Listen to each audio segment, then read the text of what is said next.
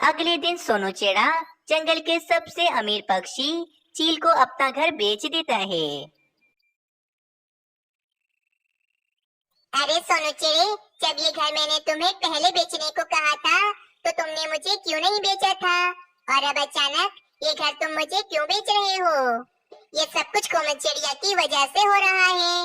उसने मुझसे शर्त रखी है कि वे मुझसे तभी शादी करेगी जब मैं उसकी शादी बहुत ही धूमधाम से करवाऊंगा। आपको तो पता है बाजू चील कि मैं इतना भी अमीर नहीं हूँ कि मैं एक शादी पर इतने पैसे बर्बाद करूँ। बाजू चील बहुत ही ज्यादा चालाक होती है और उसे सोनू चिड़े का बड़ा वाला घर बहुत ही ज्यादा पसंद होता है। सोनू चिड़े, तुम मुझे अपना दूसरा बड़ा वाला घर बेच दो। इसके बदले में मैं तुम्हारी शादी बहुत धूमधाम से करवाऊंगी। नहीं बाजू चील, वो घर मैं तुम्हें नहीं बेच सकता हूँ। उस घर में मेरी बहुत सी यादें जुड़ी हुई हैं। सोनू चिड़े की बात सुनकर बाजू चील को बहुत गुस्सा आ जाता है और वे सोचती है, ये सोनू चिड़ा तो कभी भी बड़ा सा घर मुझे नहीं बेचेगा। अब मुझे इसे बेवकूफ बनाकर इसका घर हासिल करना ही पड़ेगा। सोनू चिड़े, मेरे पास एक उपाय है जिससे तुम्हारी शादी की सारी तैयारियां आसानी से हो सकती हैं। अच्छा, तो फिर बताओ बाजू चील, वे क्या उपाय है तुम्हारा? मैं तुम्हें उधार पर पैसे दे देती हूँ जिससे तुम अपनी शादी बड़ी धूमधाम से कर सकते हो और शादी के बाद आहिस्ता आहिस्ता मेरे पैसे तुम मुझे लौटाते रहना। अरे वाह बाजू चील, तुम तो बहुत ही ज्यादा अच्छी हो। ठीक है, तुम मुझे उधार पर पैसे दे दो। बस फिर क्या था, बाजू चील सोनू चिड़े को बहुत सारे पैसे उधार पर दे देती है। अगले दिन सोनू चिड़ा कोमल चिड़िया के लिए सोने के गहने भी खरीद लेता है। मामा, आपको पता है कि जंगल की सबसे अमीर बाजू चील ने मुझे बहुत सारे पैसे उधार पर दे दिए हैं। अब मेरी शादी बहुत ही आसानी से हो जाएगी। पर बेटा, तुम बाजू चील के पैसे उसे कैसे लौटाओगी? आप बिल्कुल भी फिक्र मत करो। शादी होने के बाद मैं बहुत ही मेहनत करूंगा और मैं उस चील का सारा उधार उसे लौटा दूंगा। बेटा, बस मैं तो यही चाहती हूँ कि तुम्हारी शादी बहुत ही सुकून से हो जाए, कहीं कोई गड़बड़ न हो जाए आगे। अरे मम्मा, अब तो चिंता करने वाली कोई बात ही नहीं है। अब तो शादी की तैयारियां बहुत ही आसानी से हो जाएंगी। रात हो जाती है, पूरा जंगल लाइटों से सजा हुआ होता है और सारे पक्षी कोमल चिड़िया और सोनू चिड़े की शादी में आ गए होते हैं। एक तरफ शादी का खाना तैयार हो रहा होता है तो दूसरी तरफ कोमल चिड़िया दुल्हन बनकर बहुत ही ज्यादा अच्छी लग रही होती है। देखो मीनू चिड़िया, मैं दुल्हन बनकर कितनी सुंदर लग रही हूँ। और तो और सोनू चिड़िया ने मुझे बहुत ही महंगा सोने का हार भी दिया है। हाँ कोमल चिड़िया, तुम्हारी ख्वाहिश पूरी हो गई, परंतु अब कोई भी महंगी ख्वाहिश मत करना तुम सोनू चिड़े से। वहीं दूसरी तरफ सोनू चिड़ा भी तैयार हो जाता है और काफी ज्यादा खुश होता है कि वहीं पर बाजू चील भी आ जाती है। सोनू चिड़े, मुझे तुमसे बहुत ही जरूरी बात करनी है। मेरी बात सुनो तुम। हाँ हाँ कहो बाजू चील, तुम्हें मुझसे क्या बात करनी है? सोनू चिड़े, मुझे तुम्हारा ये घर बहुत पसंद है, परंतु ये घर तुम मुझे नहीं बेच रहे हो। लेकिन ये घर तो तुम्हें मुझे बेचना ही पड़ेगा। अरे क्या मतलब है तुम्हारा? मैं अपना इतना बड़ा और अच्छा घर तुम्हें कभी नहीं बेचूंगा। तुम यहाँ से चली जाओ। अरे वाह सोनू चिड़े, एक तो इतने सारे पैसे उधार लेकर बैठे हो तुम और मुझ पर ही गुस्सा दिखा रहे हो। बस मैंने कह दिया, मुझे फौरन ये घर बेच दो, मैं सारा उधार माफ कर दूंगी तुम्हारा। अरे भाई, हमारी मर्जी, हम अपना घर तुम्हें बेचें या फिर नहीं। तुम बिला वजह हमें तंग क्यों कर रही हो? और वैसे भी तुमने हमारा दूसरा वाला घर तो खरीद ही लिया है। अब अगर ये घर भी हम तुम्हें बेच देंगे तो फिर हम कहाँ रहेंगे? बस बाजू चील, यहाँ से चली जाओ। बहुत सुन ली तुम्हारी बात। मैं तुम्हारे पैसे जल्द ही तुम्हें लौटा दूंगा। तुम जैसी चीलों पर कभी भरोसा नहीं करना चाहिए, जो सिर्फ अपने बारे में ही सोचती हैं। निकल जाओ यहाँ से, वरना मैं मिट्टू महाराज को कहकर तुम्हें इस जंगल से निकलवा दूंगा। सोनू चिड़े की बात सुनकर बाजू चील को बहुत ज्यादा ही गुस्सा आ जाता है और वे सोनू चिड़े पर हमला कर देती है और उसी समय सोनू चिड़े को मारकर खाने लगती है। हाय रे मेरा बेटा, इस दुष्ट चील ने मेरे बेटे को मार डाला। वहीं दूसरी तरफ सब पक्षी मीनू चिड़िया और कोमल चिड़िया सोनू चिड़े का इंतजार कर रहे होते हैं। न जाने अब तक सोनू चिड़ा और उसकी माँ क्यों नहीं आई हैं। कुछ देर के बाद सोनू चिड़े की माँ जी सोनू चिड़े को लेकर शादी में आ जाती हैं। सुकून मिल गया तुम्हें कोमल चिड़िया। तुमने मेरे बेटे से इतनी बड़ी फरमाइश की थी कि वे पूरी नहीं कर सकता था, इसीलिए इसने बाजू चील से उधार लिया था और बाजू चील ने धोखे से मेरे बेटे की जान ले ली, वो भी सिर्फ पैसों की वजह से। ये सब कुछ तुम्हारी वजह से हुआ है कोमल चिड़िया। क्या सोनू चिड़ा कैसे मर सकता है? आज तो हमारी शादी है। हाय रे, बेचारे सोनू चिड़े के साथ बहुत ही बुरा हुआ है और इसकी जिम्मेदार कोमल चिड़िया सिर्फ तुम हो। हाँ मीनू चिड़िया, अगर मैं सोनू चिड़े से इतनी बड़ी फरमाइश ना करती तो शायद आज सोनू चिड़ा जिंदा होता। कोमल चिड़िया, तुम्हारी यही सजा है कि अब कोई भी चिड़ा तुमसे शादी नहीं करेगा, क्योंकि हमारे जंगल का यही रिवाज है कि अगर किसी भी चिड़िया की शादी के समय उसके पति की मौत हो जाए तो कोई भी दूसरा चिड़ा उस चिड़िया से शादी नहीं करेगा।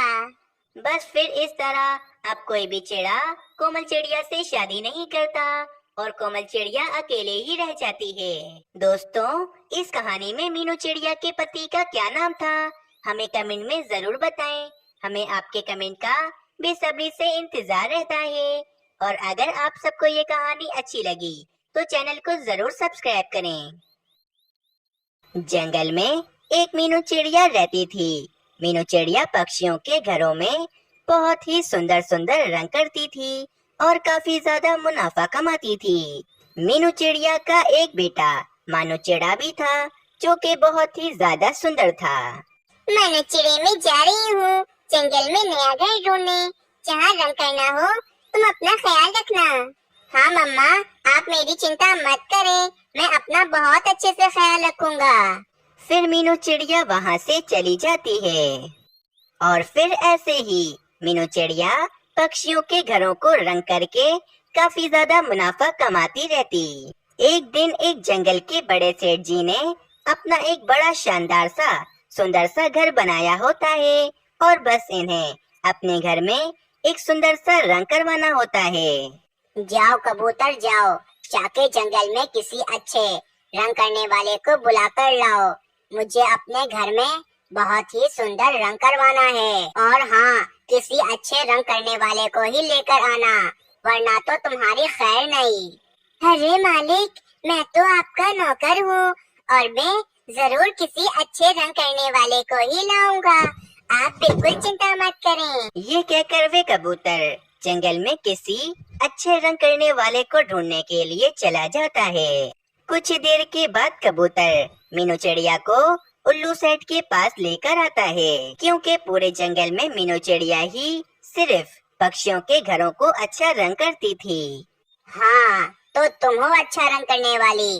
देखो चिड़िया, ये घर में अपने बेटे और अपनी बहू को तोहफे में देने वाला हूँ और इसीलिए मुझे इस घर पर बहुत ही सुंदर सा रंग चाहिए। तुम इस घर को अच्छे से रंग कर दोगी ना? अगर नहीं कर सकती तो मुझे अभी ही बता दो, वरना अगर रंग करने के बाद कोई भी गलती हुई तो मैं तुम्हें नहीं छोड़ूंगा। नहीं नहीं उल्लू सेठ जी, मैं आपके घर को बहुत सुंदर रंग करूंगी। आप देखिएगा, मैं आपके घर को ऐसा रंग करूंगी कि आपके बेटे और आपकी बहू को ये घर बहुत पसंद आएगा। मीनू चिड़िया, मैं तुम्हें 2 दिन का समय देता हूँ। 2 दिन के अंदर अंदर तुम मेरे इस घर को बहुत सुंदर रंग कर दोगी। अगर 2 दिन के अंदर अंदर तुमने रंग ना किया तो तुम तो मुझे जानती ही हो, मैं तुम्हें ऐसी सजा दूंगा जो तुम जिंदगी भर याद रखोगी। ठीक है उल्लू सेठ जी, मैं आपके घर को 2 दिन के अंदर अंदर बहुत सुंदर रंग कर दूंगी, आप बेफिक्र हो जाएं। ठीक है, चलो अब मैं चलता हूँ। 2 दिन के बाद मैं आऊँगा। 2 दिन के बाद मुझे मेरे घर में रंग किया हुआ चाहिए।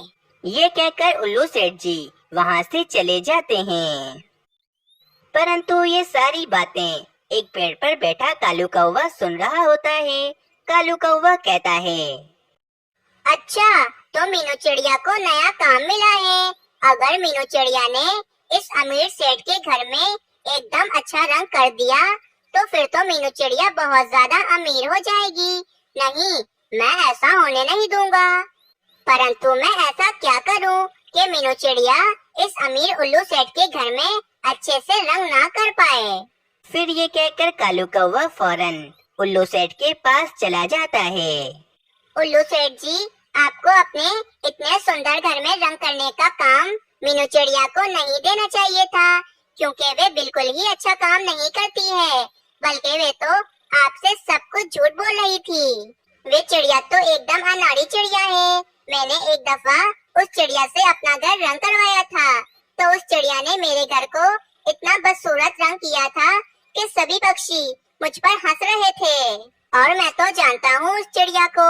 वे चिड़िया आपके घर को रंग करने में पूरा महीना लगा देगी और फिर भी वे आपके घर को अच्छा रंग नहीं कर पाएगी। इसीलिए आप मेरी बात माने और उस चिड़िया को अपने घर में रंग ना करने दें। कालू कौवे, तुम्हें मुझे मीनू चिड़िया के अच्छे या बुरे रंग करने के बारे में बताने की कोई जरूरत नहीं है। अगर इसने मेरे घर में खराब रंग किया तो इसे इसकी बहुत कड़ी सजा मिलेगी। और मैं उल्लू से अपनी जबान से कभी भी पीछे नहीं हटता हूँ। अब तो मेरे घर को वो मीनू चिड़िया ही रंग करेगी। और हाँ, अगर मीनू चिड़िया ने अच्छा रंग कर दिया तो मैं तुम्हें झूठ बोलने की बहुत कड़ी सजा दूंगा। ये बात तुम याद रखना कालू कौवे।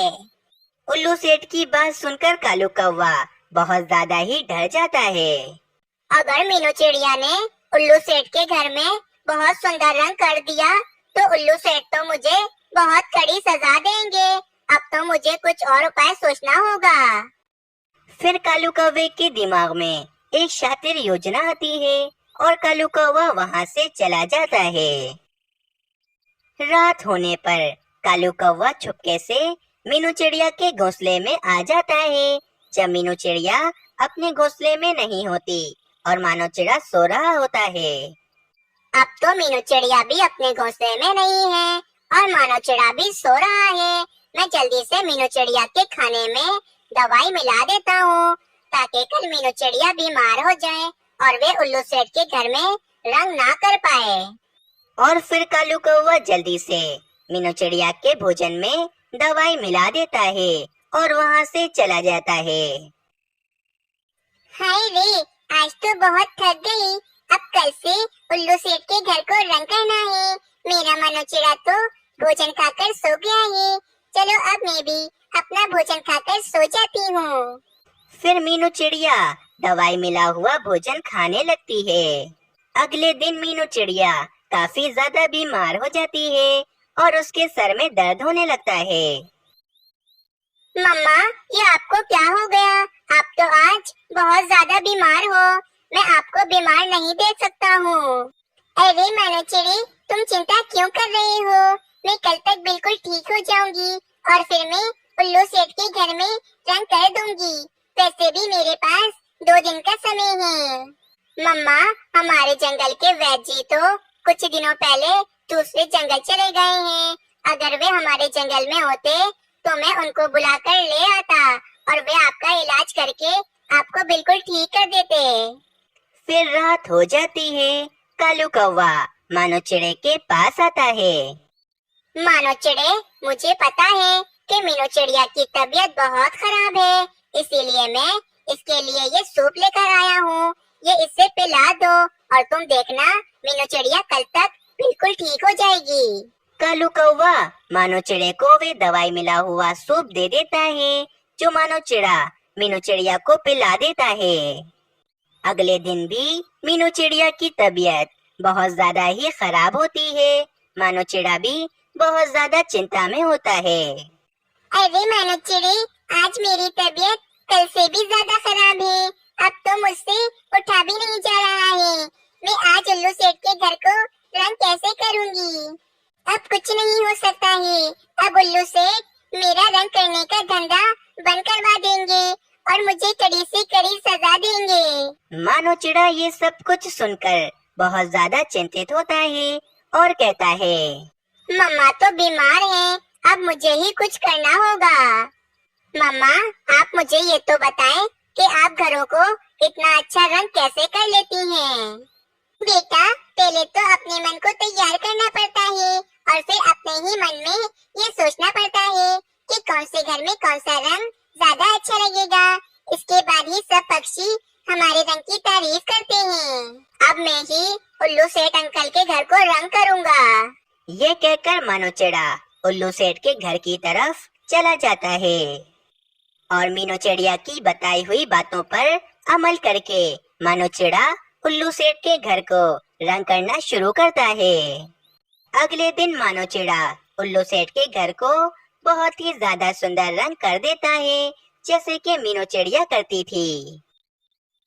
कुछ देर के बाद उल्लू सेठ, कालू कौवा और मीनू चिड़िया वहाँ पर आ जाते हैं। कालू कौवा तो इतना अच्छा किया हुआ रंग देखकर बहुत ज्यादा हैरान ही हो जाता है।